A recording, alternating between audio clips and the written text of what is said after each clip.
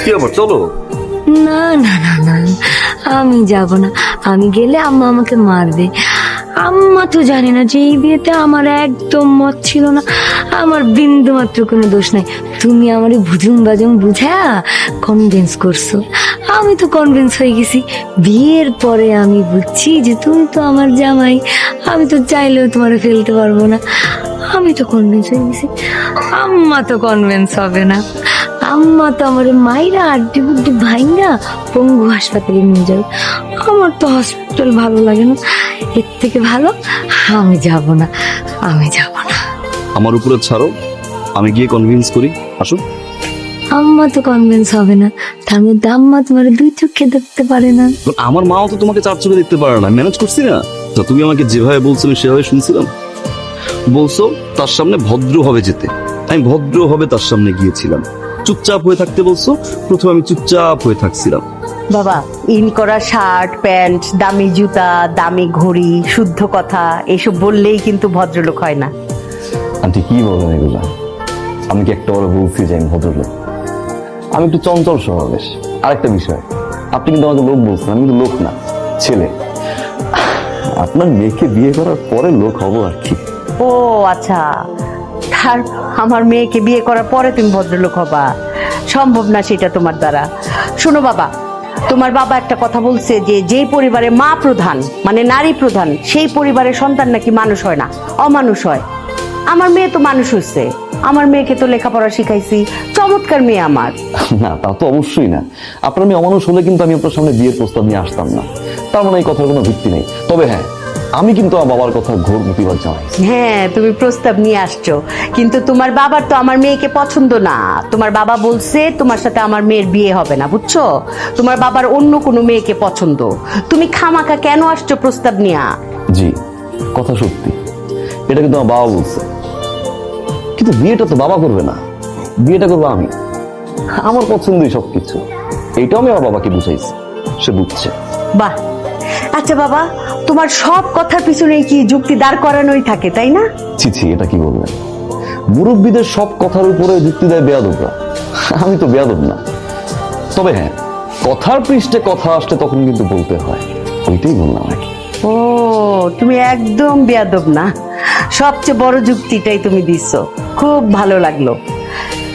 আচ্ছা বাবা, তুমি তো আমার মেয়েরা অনেক ভালোবাসো, তাই না? অনেক, সত্যিই তো ভালোবাসো? অনেক ভালোবাসি। আপনার মেয়েকে জিজ্ঞাসা করেন। এই যে তুমি আমার মেয়েরে ভালোবাসো তোমার অন্তর দিয়া, এই ভালোবাসার কসম যে তুমি আমার মেয়েরে ভুইলা যাও, আমার মেয়েরে তোমার আর ভালোবাসতে হবে না, ঠিক আছে? এই ডায়লগটা শাহানা ম্যাডাম কত সুন্দর করে, আফসোস উনি আর অভিনয় করেন না, ছেড়ে দিছে। তারপর থেকে এই ডায়লগ যেই দেয় হাস্যকর লাগে, কমেডি মনে হয় আমার কাছে, মানায় না, এখনো লাগতেছে। বেয়াদব একটা ছেলে, পা থেকে মাথার চুল পর্যন্ত তুই একটা বেয়াদব ছেলে। তোর কাছে আমার মেয়ের বিয়েই দিব না। আমার মেয়ে যদি তোর কাছে বিয়ে বসতে চায়, আমার মেয়েরে কাইটা টুকরা টুকরা করে নদীতে বাঁচাই দিব। সে তো তেরার বাসার আবার উস্তাদ, এভাবে তো সে বুঝে না। তার প্রবলেম একটাই, তোমার সাথে আমার রিলেশন কেন হয়েছে, এই জন্য আমি খারাপ। আরে ভাই, রিলেশন হলে কি খারাপ হয়ে যাবে? পৃথিবীতে কোনো ভালো ছেলে রিলেশন করে না। বাকিটা আমি বুঝে বলতেছি, চলো না প্লিজ। আম্মু, ওই ওয়াশরুমে তাওয়াল নেই। কি নাই? তাওয়াল নেই ওয়াশরুমে। হ্যাঁ, সেটা তো থাকার কথাই না। তুমি আসার সময় নিয়ে আসতে পারলো না? তুমি কি ভাবছো আমার পার্সোনাল টাওয়াল তোমার দিয়ে দিব? সাবান সাবান দোকানে আছে, দোকান থেকে কিনা নাও। এগুলো আসার সময় মনে রাখা উচিত ছিল, সব গোছগাছ করে কিনা নিয়ে আসা উচিত ছিল।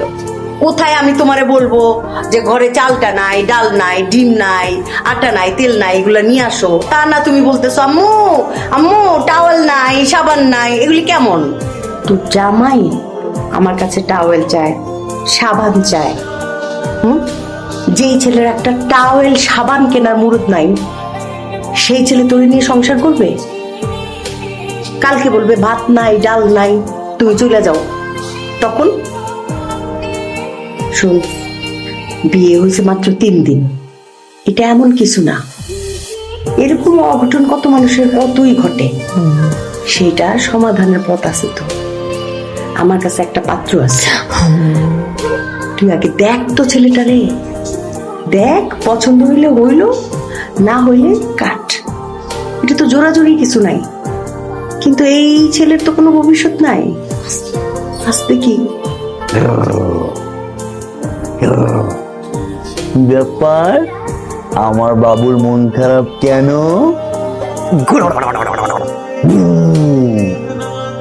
কি হইছে? আম্মু বকা দিছে? আম্মু খেলনা দেয় নাই তাই না? নানু বকা দিছে। হ্যাঁ, নানু একটু বকা দিবে।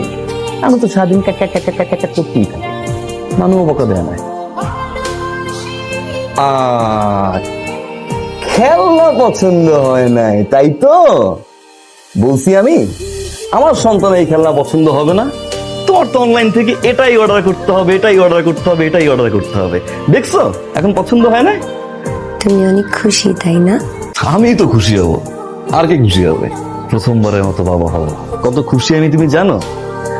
তা তো জানবা না, তুমি শুধু জানবা আম্মু কি বলছে, আম্মু কি বলছে, আম্মু কি বলছে, তাই না?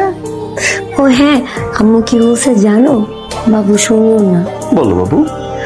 আম্মু বলছে এক সময় মুরব্বীরা বলতো যে বাবু পৃথিবীতে আসার আগে এরকম খেলনা নিয়ে খেলতে হয় না, বাবুর অমঙ্গল হয়। হ্যাঁ, পুরান চাল ভাতে বাড়ে।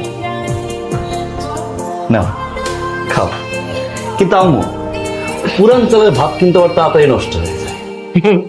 কিন্তু পুরান চালের ভাতের মধ্যে অনেক শক্তি, বুঝছো? ওই যে কথায় আছে না, নতুনের 9 গুণ আর পুরানের 18 গুণ। এইটা অবশ্য আপনি ঠিক বলছেন। তো পুরান বউ, আপনার কি হুঁশ জ্ঞান আছে যে কয়টা বাজে?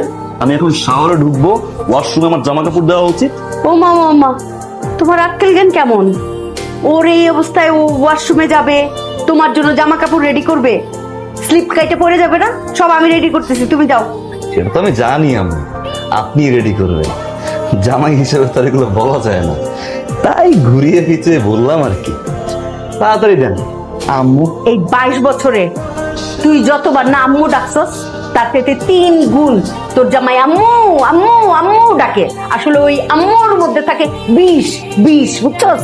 আর তোর বাপ বিয়ের পর থেকে আমার যত কাজ করাইছে তার চাইতে তোর জামাই 14 গুণ কাজ করায়। তাড়াতাড়ি আম্মু। থ্যাংক ইউ আম্মু। ওয়েলকাম।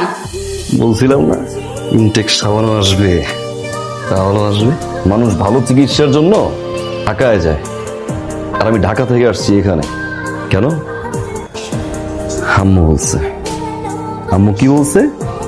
মেয়েদের প্রথম বাচ্চা নাকি মেয়েদের বাড়িতে হওয়া ভালো, ঐতিহ্য। ঠিক আছে, মানলাম, আসলাম, হসপিটাল দেখে আসলাম। ডাক্তার বলছে 7 দিনের জন্য বুক করতে। আমার তো মনে হয় 7 দিনে হবে। পরে যদি 1 দিন লাগে, কেবিন যদি না পাই, আমার মনে হয় 10 দিনের জন্য বুক করি। কি বলো? 7 দিন না 10 দিন? বাবু আম্মুর সাথে কথা বলো, তাই তো বলবো। আসলে এরকম একজন বাবাকে এমন একটা নিউজ দিতে এই প্রথম আমার খুব খারাপ লাগছে। কিন্তু জানেন তো, কিছু কিছু সত্যকে মেনে নিতেই হয়, এটাই প্রকৃতির নিয়ম। আমি, আমার মেডিকেল টিম, আমরা সর্বোচ্চ চেষ্টা করেছি, অপারেশন সাকসেসফুল হয়েছে, কিন্তু আপনার সন্তানের বডি স্টেবিলিটি এতই কম, সার্ভাইভ করতে পারছে না। আমরা আমাদের চেষ্টার কোনো ত্রুটি করিনি। হতে পারে আজকে রাত হয়তো আপনার সন্তানের জন্য শেষ রাত। কিসে ওর গায়ে হাত তুলতেছো কেন? ও তো অসুস্থ। কিসে? একটা কথা উচ্চারণ করবেন না আমার সামনে। তুই গার্লফ্রেন্ড হিসেবে ভালো হইতে পারস, তুই বউ হিসেবে ভালো হইতে পারস, তুই মা হিসেবে নিকৃষ্ট নিষ্ঠুর। কি বলতেছো তুমি? তোমাদের সন্তান কই? বাচ্চা কই? 5 দিন ধরে একটা হসপিটালের এক দরজা থেকে আর এক দরজা দৌড়দৌড়ি করছি আমি। বিয়ের 1টা বছর কোনো সিদ্ধান্ত আমি নিতে পারি নাই। আমার যে কোনো সিদ্ধান্ত আমার মায়ের কাছ থেকে নিতে হইতো। আমার মা জানে, আমার মার কাছ থেকে সিদ্ধান্ত নেওয়া লাগতো। আমার ওই অবুঝ বাচ্চাটারে নিয়ে আমি যখন হাসপাতালে ভর্তি, তখন সিদ্ধান্তটা আমার নিতে হবে, তাই না? কারণ আমি তোর বাবা, আমি তোর মা, আমার সিদ্ধান্ত নেওয়া লাগবে। আমার ওই অবুঝ নিষ্পাপ ফেরেশতা, ওর অপারেশন হবে কি হবে না, এই সিদ্ধান্ত আমার নিতে হবে। বাবা আমি তো ও অসুস্থ, ওরে নিয়েই তো আমি হিমশিম খাইতেছি। আমি কি সিদ্ধান্ত দিব তোমারে? না সন্তান এ সুস্থ অবস্থায় আপনার সামনে, তার সন্তান লাশ হিসাবে কবরে। কি বলছো বাবা? আমার এই! অভিনয় করবি না, অভিনয় করবি না। আমার 5 দিনের বাচ্চা, আমার 5 দিনের বাচ্চা আমি মারা যাওয়ার পরে আমি আমার বউরে জানাইতে পারি নাই যে আমার বাচ্চাটা মারা গেছে, আমার বাচ্চাটা আমি কবর দিব কই, আমি জানাইতে পারি নাই। আমি তোমাদের দুই দিকে প্রেশার নিতে পারতেছিলাম না, সেই জন্য আমি ফোন বন্ধ করে দিয়েছিলাম। কিন্তু ফোন বন্ধ করে দেওয়ার পরে যে তোমার সর্বনাশ হয়ে যাবে এটা আমি বুঝতে পারি না। বুঝতে পারেন নাই? আপনি বুঝতে পারেন নাই? আমি বুঝতে পারি না বাবা, তুমি আমার মাফ করে দিও বাবা, আপনি বুঝতে পারেন নাই? আমার তুমি মাফ করে দিও। হ্যাঁ? আপনি বুঝতে পারেন নাই? আপনি বুঝতে পারেন নাই? আপনি মা হিসাবে বুঝতে পারেন নাই? আপনার সন্তান অসুস্থ যখন হয়েছে, তার মারে পাশে পাইছে, আপনি আপনার সন্তান আপনি বুঝতে পারেন না যে আপনার সন্তানের মঙ্গলের জন্য আপনি কি করবেন। আর আমার সন্তানটারে পাঁচ দিনে একটা সন্তানে যখন অপারেশন করছে, সেই সন্তানও তো অবুঝ বাচ্চা, অত ভিতরে মা বলে ডাকছে, তার মা কইছিল। আপনি বুঝেন নাই, তার মা বুঝে নাই, তার মা বুঝে নাই। বুঝতে পারি না, এতখানি সিরিয়াস আমরা বুঝতে পারি না। আম্মা মানা করছে, আম্মা মানা করছে, এই জন্য তুমি যাও নাই। ঠিক করছো, তুমি ঠিক করছো। এই হাত দিয়া আমি আমার বাচ্চাটারে কবরে দিয়ে আসছি, আমি এই হাত দিয়ে আমার বাচ্চাটারে মাটি দিচ্ছি। আমার পৃথিবীতে যে ছেলেরে নিয়ে আমি এত স্বপ্ন দেখছি, সেই ছেলে যেহেতু নাই, ওর পৃথিবীতে কিছু নাই। আপনি দিচ্ছেন, আপনি দিচ্ছেন, শুধু আপনি না, আপনার মতো হাজারো শাশুড়ি দিতে যায় প্রতিটা মুহূর্তে। না বাবা, আমি তো আমার নাতির মুখ দেখতে চাইছি, আমারে তুমি এইভাবে দোষ দিও না। আপনি আপনার নাতির মুখ দেখতে চাইছেন? আমার নাতি মোবাইল ফোন বন্ধ রেখে আপনার নাতির মুখ দেখতে চাইছেন আপনি? একটা বাবা হয়ে কাউরে পাশে পাইনি, আমি রাস্তায় রাস্তায় ঘুরছি, হাসপাতালে হাসপাতালে ঘুরছি, আপনি নাতির মুখ দেখতে চাইছেন? আমি আপনার মেয়েরে বিয়ে করছি, আপনার মেয়ের আমি বউ হিসাবে পাইনি, আপনার মেয়ে হিসাবে পাইছি। একটা মেয়ের জন্ম হয় 2 বার, শ্বশুর বাড়ি একবার, তার জামাই বাড়ি একবার। আপনি তো নিজের মুখে বলছিলেন আমারে, আমার বউরে পাইছি আমি একবার, শুধু আপনার মেয়ে হিসাবে। আমি আজকে শান্ত হব না, আমি আজকে শান্ত হব না। আমি শান্ত হলে যদি আমার সন্তানটা বেঁচে যায়, আমি শান্ত হব। আমার সন্তানের আপনি, আপনার মতো হাজারটা শাশুড়ির কারণে প্রতিটা মুহূর্তে আবিদের মতো সংসার ভাঙে। আমি বিয়ে করছি, আমি বিয়ে করার পরে আমার কোনো ডিসিশন আমি নিতে পারি নাই, আপনার মতামত লাগতো। আমার বউয়ের কোনো ডিসিশন নিতে পারি নাই, আপনার মতামত লাগতো। আমার বাচ্চারা আমি কোন হাসপাতালে ভর্তি করবো, সেই ডিসিশন নিতে পারি নাই, আপনার মতামত লাগতো। আমার বাচ্চা মারা গেছে আপনার মতামতের কারণে। আপনি মা হিসেবে মায়ের কষ্ট বুঝতে পারেন, আপনি বাবা হিসেবে সন্তানের লাশ এই কাঁধে নিয়ে কবর দেওয়ার কষ্ট আপনি বুঝবেন না, আপনি বুঝবেন না। আমি বুঝতেছি, আপনি বুঝবেন না।